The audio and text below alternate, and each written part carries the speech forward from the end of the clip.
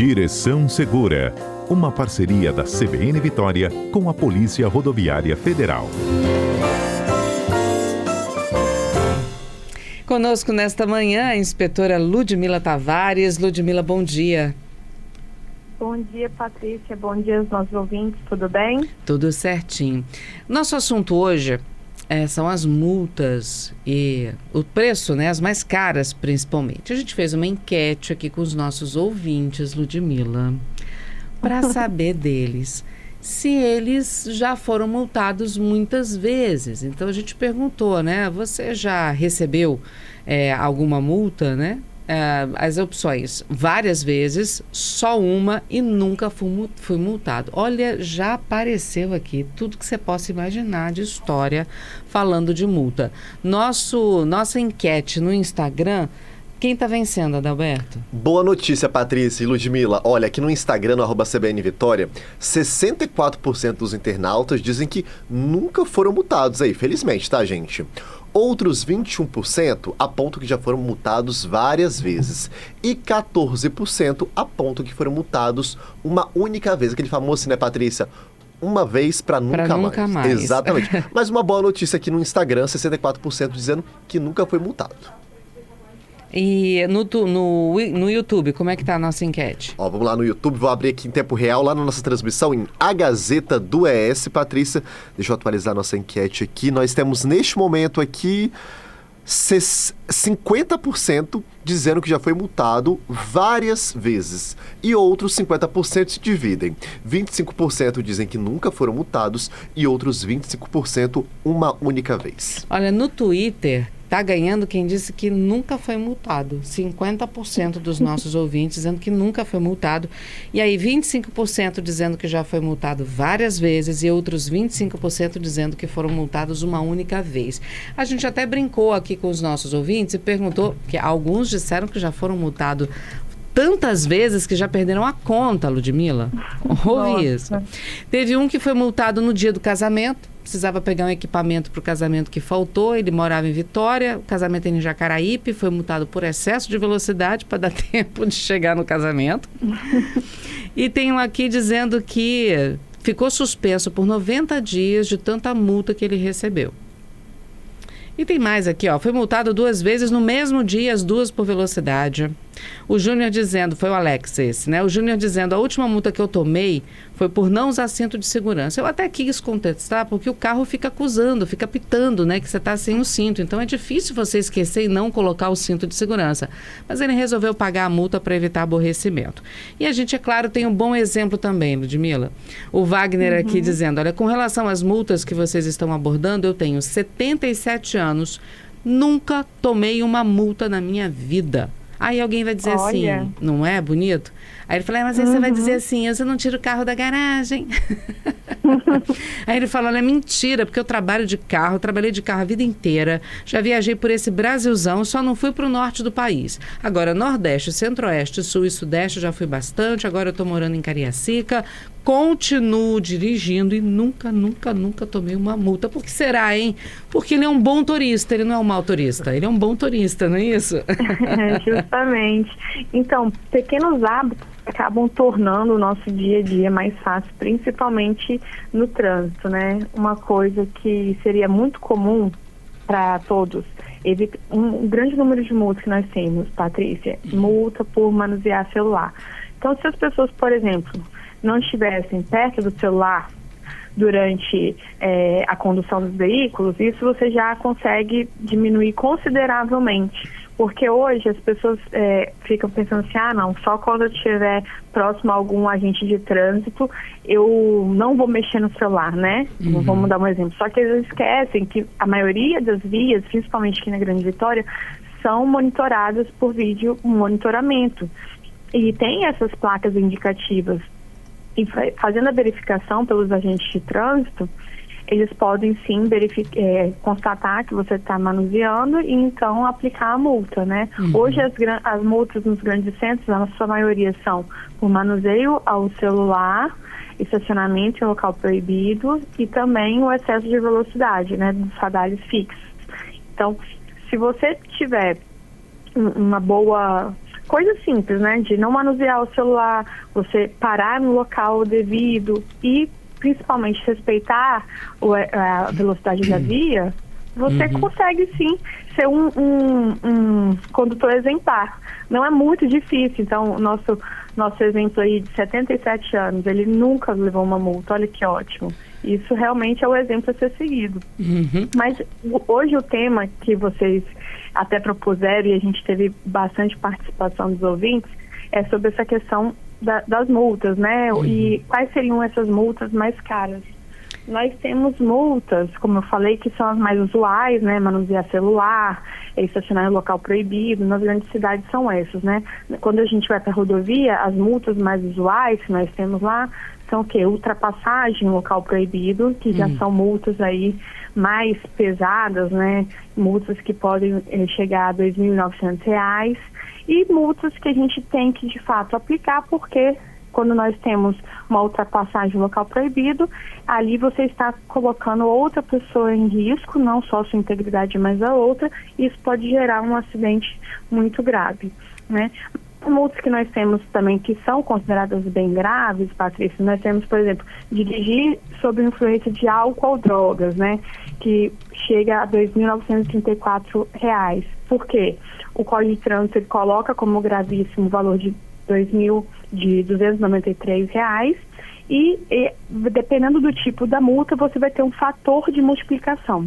No caso de dirigir sob efeito de álcool, você multiplica por 10. Entendeu?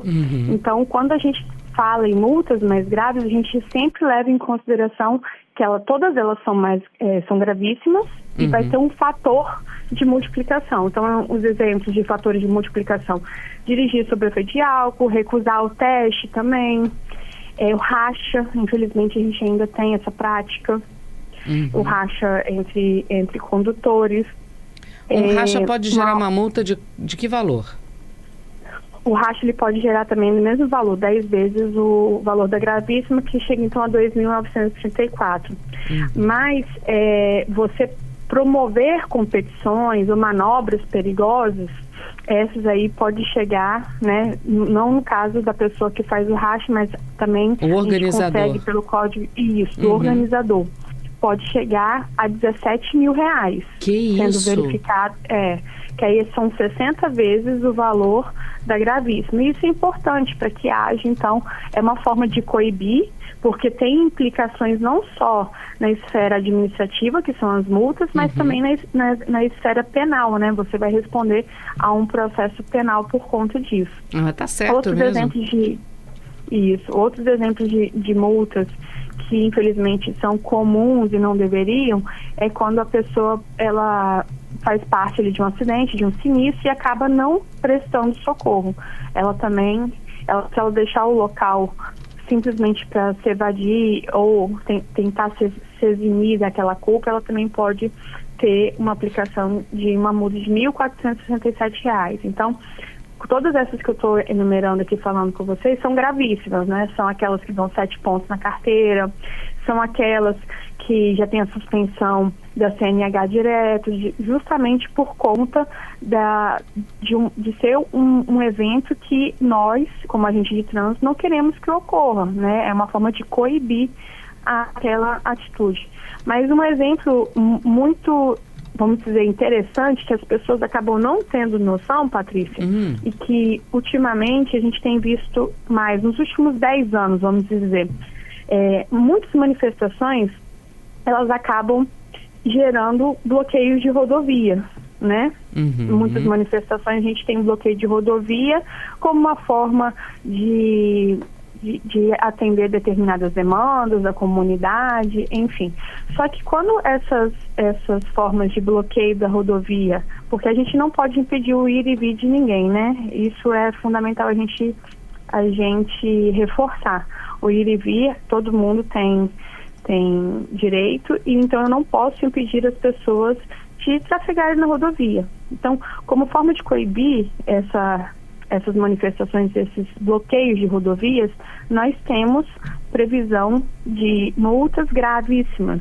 Então, os organizadores de bloqueios de rodovias, eles podem responder também pagando valores de até R$ 17.600. Patrícia.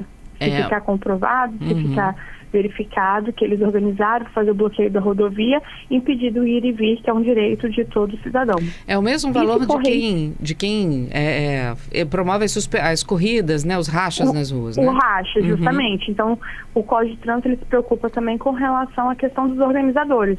Muitas vezes a pessoa põe um veículo lá, a mando de alguém, né, para um exemplo, um veículo de grande porte, um caminhão, para bloquear a rodovia, impedindo o trânsito. Aí tem toda uma tratativa junto com a Polícia Rodoviária Federal para que haja a desobstrução.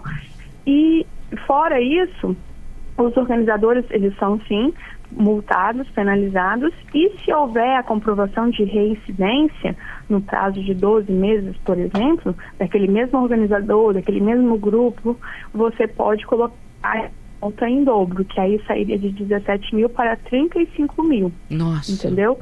Então a gente não estamos mais uma vez assim dizendo, é possível você fazer a manifestação por conta de um direito seu, sim, mas você não pode impedir as pessoas de ir e vir. Imagina se naquela rodovia alguém esteja passando mal, precisa passar uma ambulância, precisa fazer a verificação de um SAMU, transplante de órgãos. Então, as rodovias são áreas de extrema importância que elas não podem ser bloqueadas por quaisquer que sejam essas manifestações. Temos mais... Então, por isso a gravidade. Temos mais ouvintes aqui conosco, mais um na linha do bem. É o José Campos, ele dizendo, olha, eu tenho 69 anos e também nunca levei uma multa. O pessoal até me xinga na rua direto, porque eu ando de acordo com a velocidade da via, mas ele não está nem aí, tá, Ludmila? Ele dizia, o resto andando tudo aí a 100, 120 km por hora, mas eu nunca tomei uma multa. É que o povo é imprudente, por isso é que eles são multados. Tem que ser multado mesmo, tem que doer no bolso para a pessoa aprender a opinião aqui do Zé Campos. Tem mais ouvintes conosco, não tem, o João? Tem sim, tem muita participação, Ludmila, de motoristas de aplicativo. O Sandro, por exemplo, pergunta, e nós, motoristas de aplicativo, como que a gente fica? Como que a gente não vai manusear um telefone e como que a gente vai parar também em determinados locais? Ele cita, por exemplo, Campo Grande, que não tem como parar toda hora em uma vaga ali para poder embarcar e desembarcar passageiro e automaticamente sempre é multado. Quem tem um comentário parecido é o Júlio César. Ele também cita se muitos motoristas de Uber têm tomado multa não só de Uber, né, mas vários outros aplicativos também, né? Por conta do uso do telefone durante as corridas. Parada indevida, uso de celular, né? Eles estão bem suscetíveis a isso. Pergunta. De fato. Vamos lá, por parada indevida primeiro. Primeira coisa que a gente precisa observar é a pessoa que vai pegar o Uber, né, o aplicativo, qualquer que seja, tem locais pré-definidos, na maioria das vezes, pelos aplicativos. Mas, infelizmente, alguns passageiros não se atentam a isso. E por quê? Quando tem esses locais pré-definidos pelo aplicativo, porque são locais permitidos.